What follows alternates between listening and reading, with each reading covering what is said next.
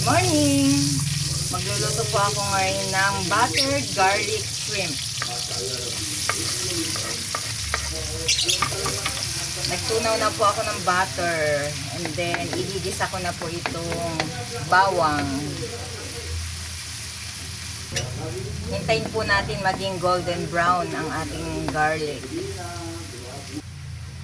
Yan, kapag golden brown na ang ating bawang, lalagay na natin ang ating shrimp. Simplahan natin. Konting paminta at pampalasa.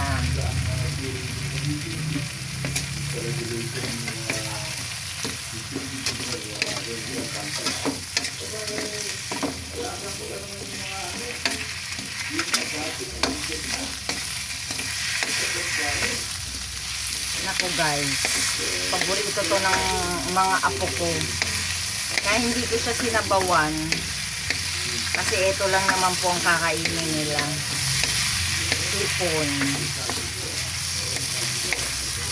Kaya sabi ko, gawin ko na lang buttered garlic shrimp. Para nuot na nuot ang sarap. Nanunuot ang sarap. Yan, pag ganito ulam nila, nako, dami nilang nakakain.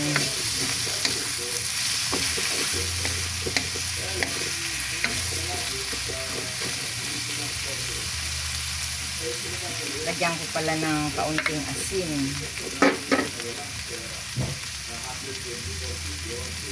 Ayan.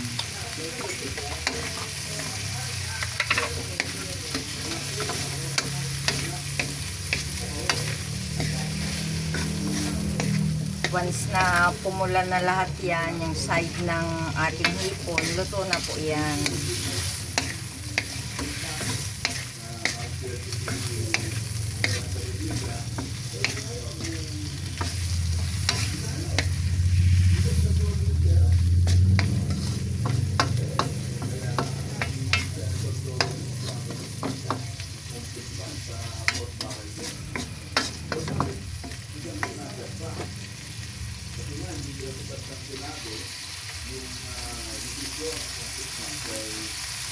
Malasa po yan dahil sa butter na nilagay natin.